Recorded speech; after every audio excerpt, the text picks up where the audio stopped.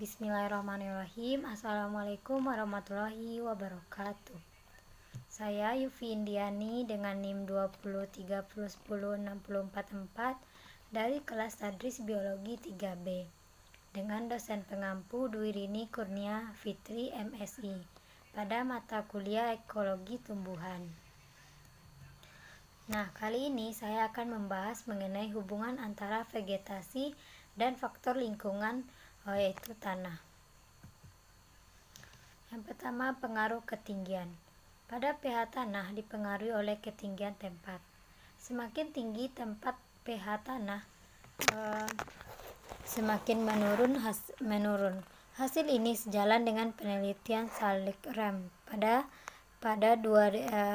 tahun 2015 yang menunjukkan bahwa semakin tinggi tempat pH tanah semakin menurun, yaitu 5,2 pada ketinggian 1900 meter menjadi 4,2 pada ketinggian 2700 meter. Yang kedua, pengaruh kemiringan.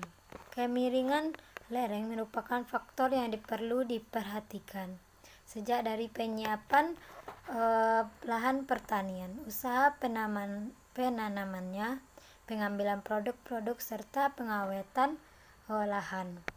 Lahan yang mempunyai kemiringan dapat lebih mudah terganggu atau rusak, lebih-lebih bila derajat kemiringannya besar.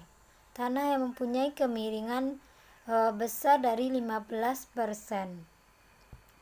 Nah, lereng yang semakin curam dan semakin panjang akan meningkatkan kecepatan aliran permukaan dan volume air permukaan semakin besar, sehingga benda yang bisa diangkut akan lebih banyak. Salah satu upaya untuk mengurangi tingkat bahaya erosi pada kemiringan lahan dengan cara pembuatan teras. Selanjutnya itu fitogeografi atau geografi tumbuhan-tumbuhan. Pengaruh faktor lingkungan terhadap penyebaran tumbuhan-tumbuhan. Ilmu ini berguna untuk pola penyebaran berbagai jenis pohon dalam hubungannya dengan keadaan fisik bumi, terutama iklim dan geomorfologi atau fisiografi, dan akan sangat membantu dalam mempelajari susunan serta penyebaran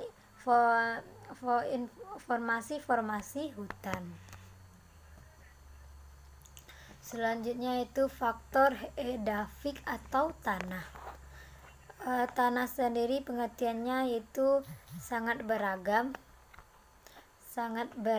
tergantung dari segi mana orang melihatnya. Hari Pertanian menyebutkan tanah merupakan medium alam tempat tumbuhnya pertumbuhan dan tanaman yang tersusun dari bahan-bahan padat, cair, dan gas bahan penyusun. RNA dapat dibedakan atas partikel mineral, bahan organik, jasad hidup, air, dan gas. Tanah juga merupakan sumber utama zat hara untuk tanaman dan tempat sejumlah perubahan penting dalam siklus pangan. Susunan organik dalam tanah yang dibentuk dari pelapukan pada pengkristalan mineral terdapat 3 fungsi tanah yang terhadap tanaman, yaitu pertama, memberikan unsur-unsur mineral. Pelayanannya baik sebagai medium pertukaran maupun sebagai tempat persediaan. Kedua, memberikan air dan melayaninya sebagai reservoir. Ketiga, melayani tanaman sebagai tempat berpegang dan untuk tegak. Selanjutnya, tanah dan bahan tanah.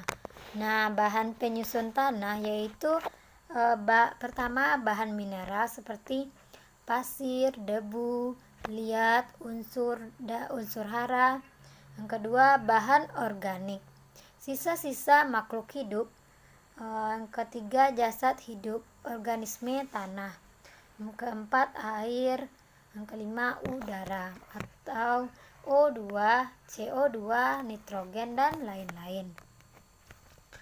Nah, pengertian tanah, ahli pertanian, tanah merupakan medium tempat tumbuhnya. Nah, tanaman tanah umumnya suatu benda alam di permukaan bumi, hasil pelapukan batuan yang tersusun dalam horizon terdiri dari campuran bahan mineral, bahan organik, air, dan udara, serta merupakan media tanaman. Nah, faktor edafik, ada juga humus. Humus merupakan sumber makanan bagi tanaman dan akan berperan baik bagi pembentukan dan penjaga struktur tanah. Kedua, unsur hara. Unsur hara adalah zat-zat di alam yang diperlukan makhluk hidup dalam proses pertumbuhan dan perkembangbiakan. Ketiga, ada tekstur tanah. Keadaan tekstur tanah sangat berpengaruh terhadap keadaan sifat-sifat tanah yang lain. Selanjutnya, air yang sangat sedikit maupun berlebihan dapat berakibat buruk bagi tanaman. Ada juga sifat kimia tanah, unsur hara dan kesuburan tanah. Selanjutnya sifat kimia tanah. Unsur hara dan kesuburan tanah. Unsur hara makro dibutuhkan organisme dalam jumlah besar. Unsur N, P, K, C, H, O, S, Ca, dan Mg. Nah, ada juga pH tanah asam kecil dari pH 6. Unsur hara diikat oleh aluminium dan Fe. Tanah netral pH-nya 6 sampai 7,5. Unsur hara tersedia bebas. Selanjutnya itu interpretasi atau warna tanah disebabkan oleh adanya bahan organik dan atau status oksidasi senyawa besi dalam tanah. Tanah yang dibentuk oleh bahan induk asal sering berwarna sangat gelap jika tanah tersebut mengandung sedikit atau tidak ada bahan organik. Status oksidasi besi terutama di lapisan bawah. Tanah yang aerasi dan drainase, senyawa besi berada dalam bentuk oksidasi dan memberikan warna merah atau kuning. Tanah yang aerasi dan drainase jelek, senyawa besi tereduksi dalam bentuk ferro, akan memberikan warna abu-abu atau grey. Struktur tanah, sifat kimia, fisika, dan partikel tanah tergantung pada ukuran partikelnya. Semakin kecil ukuran partikel, maka luas permukaannya semakin besar. Jadi luas permukaan friksasi lempung besar dari fraksi debu besar dari pasir. Selanjutnya itu organisme di dalam tanah, terdiri dari organisme dan mikroorganisme dari kelompok bakteri, jamur, mikroalga, protozoa, nematoda, serangga.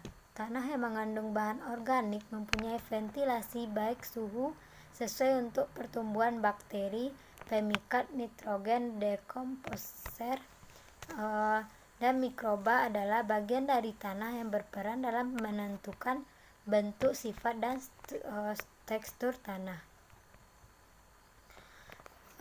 Profil tanah. Profil tanah penampang tegak tanah mulai dari permukaan tanah sampai batuan induk yang terdiri dari beberapa lapisan horizon. Itu HORO tinggi kadang, ada gambarnya.